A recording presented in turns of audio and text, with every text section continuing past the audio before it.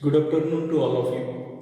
आज आपण Meta directing group study करणार आहोत ॲरोमॅटिक कंपाऊंड्समध्ये, आणि म्हणूनच आपण मेटा डायरेक्टिंग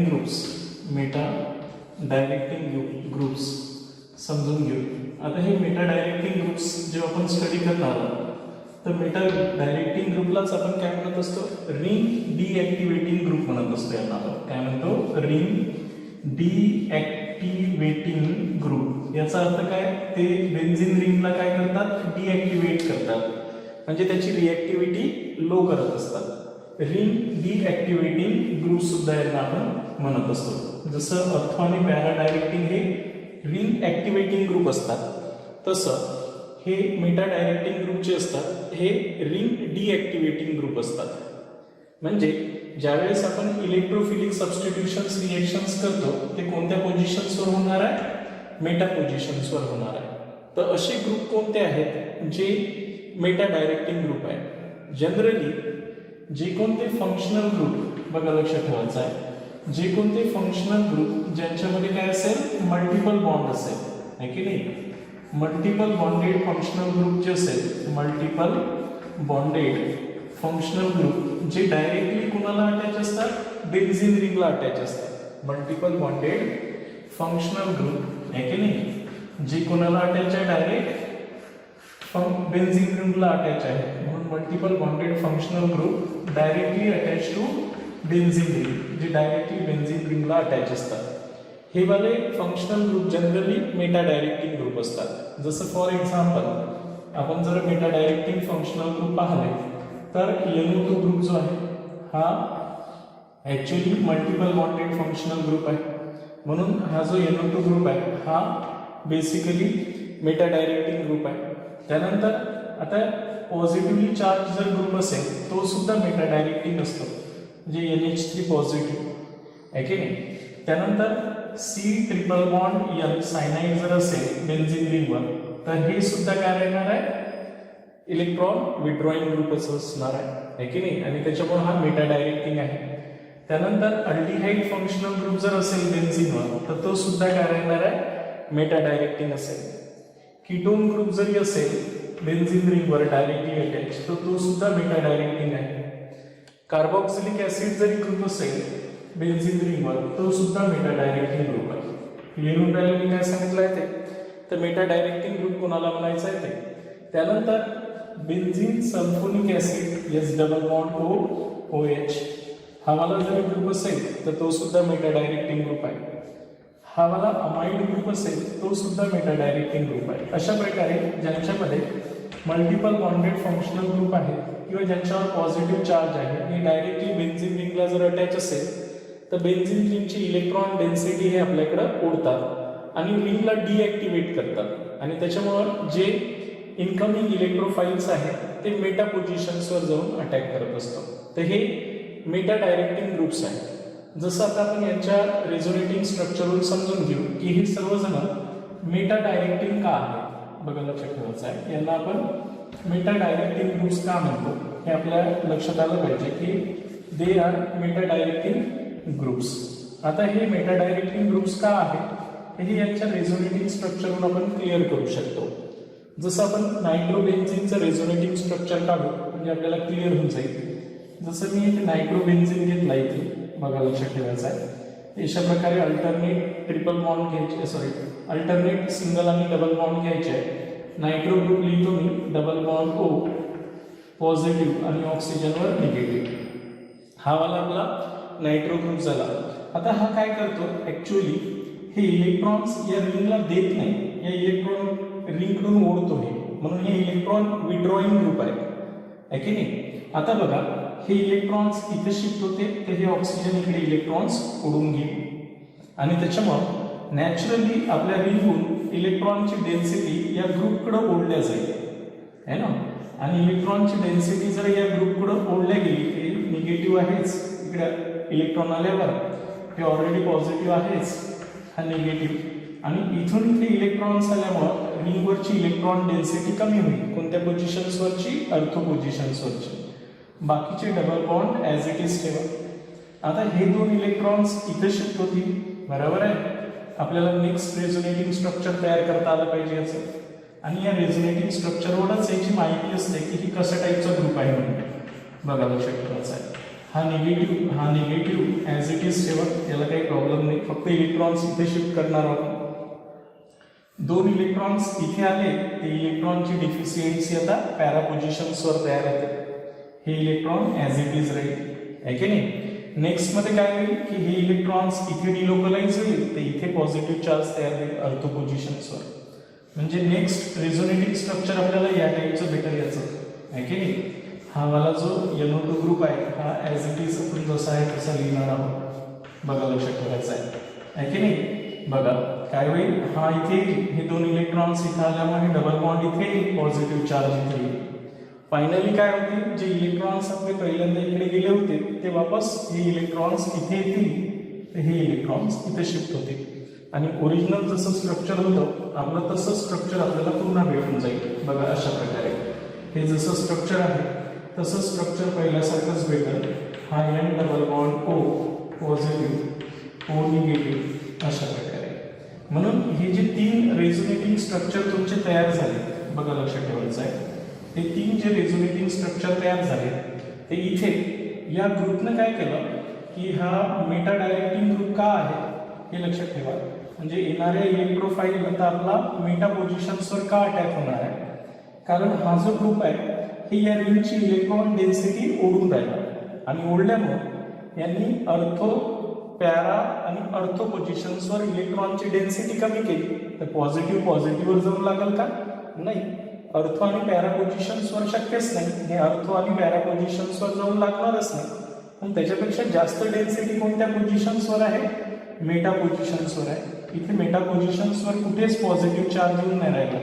याचा अर्थ यांच्यापेक्षा या अर्थो आणि पॅरा पोझिशनपेक्षा थोडी इलेक्ट्रॉनची डेन्सिटी जास्त कुठे आहे, मेटा पोझिशन्सवर.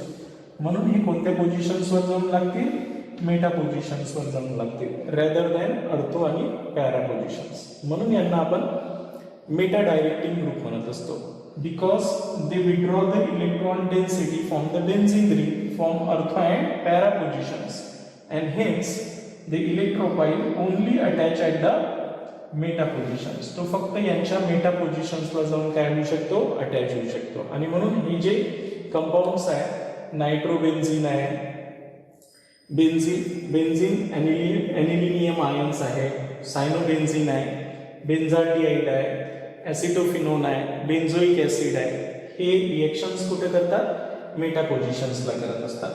असंच आपण एखादं दुसरं स्ट्रक्चर काढू जे मेटा डायरेक्टिंग का आहे, कारण ते ग्रुप काय करतात, हे या रिंगची इलेक्ट्रॉन डेन्सिटी अर्थो आणि पॅरा पोझिशनची कमी करतात आणि म्हणून हे मेटा डायरेक्टिंग आहे. हे इतकी कमी करतात की इव्हन बेन्झीनपेक्षा हे स्लोअर रिएक्शन्स करतात. त्याच्यामुळे मेटा डायरेक्टिंग जे कंपाऊंड असतात की त्यांच्या रिएक्शन्स खूप कमी असतात, इलेक्ट्रोफिलिक सबस्टिट्यूशन्स रिएक्शन्स, जे बेन्झीनपेक्षाही स्लोअर रिएक्शन्स करतात. म्हणजे यांची रिएक्टिव्हिटी खूप कमी असते बेन्झीनपेक्षाही. ठीक आहे, अशा प्रकारे. तर मी यांची जर एक रिएक्शन्स करून दाखवली तुम्हाला. सपोज जर मी म्हटलं असतं की तुम्ही बेन्झाल्डिहाइड घेतला, काय घेतलाय, बेन्झाल्डिहाइड, आणि यांचं नायट्रेशन्स करा म्हटलं असतं तर मला पाठ करायचं कामच नव्हतं. बेन्झाल्डिहाइड मेटा डायरेक्टिंग आहे की नाही, आणि यांची रिएक्शन्स कोणासोबत करा म्हटलं असतं, नायट्रिक ॲसिड सोबत करा म्हटलं असतं. कॉन्सन्ट्रेटेड नायट्रिक ॲसिड आणि कॉन्सन्ट्रेटेड सल्फ्युरिक ॲसिड मी घेतलं असतं मिक्सचर नायट्रेशन करण्यासाठी. हे फिक्स आहे की नाही. हा इलेक्ट्रोफाईल आणि हा न्यूक्लिओफाईल. आता तुम्हाला माहिती आहे की हे कोणता ग्रुप आहे, मेटा डायरेक्टिंग ग्रुप आहे ना. आता मेटा डायरेक्टिंग ग्रुप आहे तर मग हा जो इलेक्ट्रोफाईल्स आहे हा मेटा पोझिशन्सवर जाऊन लागला असता आणि आपल्याला काय भेटलं असतं, मेटा नायट्रो बेन्झाल्डिहाइड तयार झाला असता. काय झाला असता, असा मेटा नायट्रो बेन्झाल्डिहाइड. इथे नायट्रो ग्रुप आपला मेटा पोझिशन्सवर आला असता, म्हणून आपण याला म्हणलं असतं मेटा नायट्रो बेन्झाल्डिहाइड. अशा प्रकारे हा मेटा नायट्रो बेन्झाल्डिहाइड तयार झाला असता प्लस H2O बाय प्रोडक्ट तयार झाला असता. म्हणजे मला रिएक्शन्स पाठ करायचं कामच नव्हतं. सपोज मी जर म्हटलं असतं की हे बेन्झोइक ॲसिड जे आपण 12th मध्ये पाहणार आहोत, तर बेन्झोइक ॲसिडची जर रिएक्शन्स मी ब्रोमिनेशन्स करा म्हटलं असतं, काय करा म्हटलं असतं, ब्रोमिनेशन्स. म्हणजे कोणासोबत रिएक्शन्स, Br2 सोबत आपण रिएक्शन्स केली असते, आहे की नाही. In the presence of acetic acid. कोणाच्या प्रेझेन्समध्ये करू आपण हे? ॲसिटिक ॲसिडच्या प्रेझेन्समध्ये. काय झालं असतं बरं? ब्रोमीन पॉझिटिव्ह आणि एक ब्रोमीन निगेटिव्ह. पण तुम्हाला माहिती आहे की हे कोणता डायरेक्टिंग ग्रुप आहे? मेटा डायरेक्टिंग ग्रुप आहे. बिंदास तुम्ही मेटा पोझिशन्सवर हायड्रोजन काढला असता, हा ब्रोमीन इथे लावला असता आणि फायनली आपलं आन्सर काय आलं असतं? Meta bromo benzoic acid. काय भेटलं असतं? असा meta bromo benzoic acid plus HBr आहे की नाही?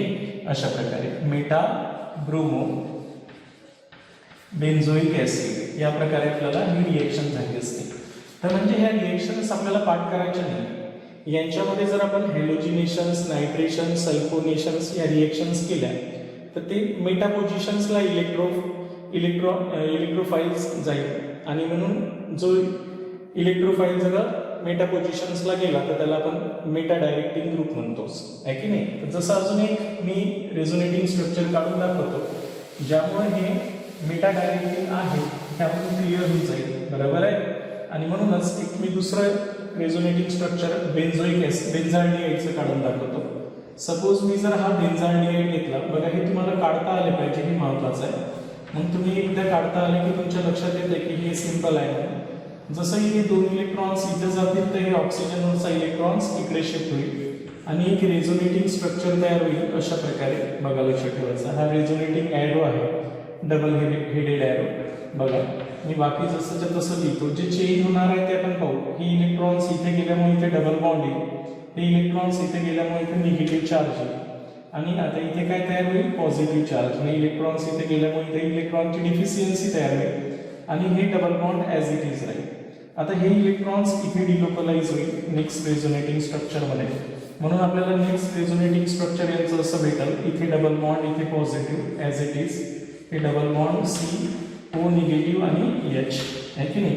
वापस हे 2 इलेक्ट्रॉन्स इथे शिफ्ट होतील आणि पुन्हा इलेक्ट्रॉनची डिफिशियन्सी अर्थो पोझिशन्सवर तयार करणार आहे आणि अशा प्रकारे नेक्स्ट रेझोनेटिंग स्ट्रक्चर आपलं तयार होईल या प्रकारे. O निगेटिव्ह H, आहे की नाही? ॲज इट इज, हे double bond as it is, हे इथे आल्यामुळे इथे डबल बॉन्ड येईल, इलेक्ट्रॉनची डिफिशियन्सी पुन्हा अर्थो पोझिशन्सला.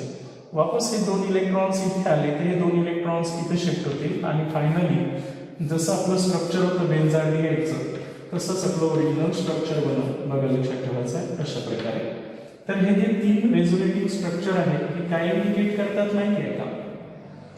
की हे इलेक्ट्रॉनची डेन्सिटी काय करून राहिले? आपल्याकडं ओढून राहिले. इलेक्ट्रॉन विड्रॉइंग ग्रुप आहे ते आणि त्याच्यामुळं अर्थो, पॅरा आणि अर्थो पोझिशन्सवर इलेक्ट्रॉनची डिफिशियन्सी तयार करतात. त्याच्यामुळे इलेक्ट्रोफाइल्स या अर्थो आणि मेटा पॅरा अर्थो पॅरा पोझिशन्सवर जाणारच नाही. तो कोणत्या पोझिशन्सवर जाणार आहे? मेटा पोझिशन्सवर जाणार आहे, जिथे त्याला इलेक्ट्रॉनची डेन्सिटी जास्त भेटते. म्हणून हा मेटा डायरेक्टिंग आहे. तर अशा प्रकारे आपण सर्वच याचे रेझोनेटिंग स्ट्रक्चर एकदा शांततेनं काढून पाहिजे आणि मग आपल्याला लक्षात येते की हे सर्वजण कोणते ग्रुप आहेत? मेटा डायरेक्टिंग ग्रुप आहेत. समजलं? लक्षात आलं? आणि मेटा डायरेक्टिंग ग्रुप हे रिंगला इलेक्ट्रोफिलिक सबस्टिट्यूशन्स रिएक्शन्स करण्यापासून डिॲक्टिवेट करतात, म्हणजे रिॲक्टिव्हिटी त्यांची कमी करतात इव्हन बेन्झिनपेक्षा. आणि त्याच्यामुळं मेटा डायरेक्टिंग ग्रुपच्या इलेक्ट्रोफिलिक सबस्टिट्यूशन्स रिएक्शन्स आपल्या बुक्समध्ये पाहिल्या तर ते खूपच कमी भेटते. एखाद्या वेळेस ब्रोमिनेशन, एखाद्या वेळेस नायट्रेशन, सर्वच रिएक्शन्स आपण फॉलो करणार नाही. ठीक आहे? अशा प्रकारे. तर हे झालं अर्थो पॅरा डायरेक्टिंग आणि मेटा डायरेक्टिंग ग्रुप जर असेल बेन्झिन रिंगवर तर दुसरा जो इनकमिंग इलेक्ट्रोफाइल आहे म्हणजे डायसबस्टिट्यूटेड एरोमॅटिक कंपाऊंड बनवायचा आहे तर तो नेमका अर्थो पोझिशनवर, पॅरा पोझिशन्सवर लावायचा का मेटा पोझिशन्सवर लावायचा, हे ग्रुप डिसाईड करत असतात. त्याच्यामुळे इथे हे मेटा डायरेक्टिंग ग्रुपची प्रॉपर्टी संपली. ठीक आहे?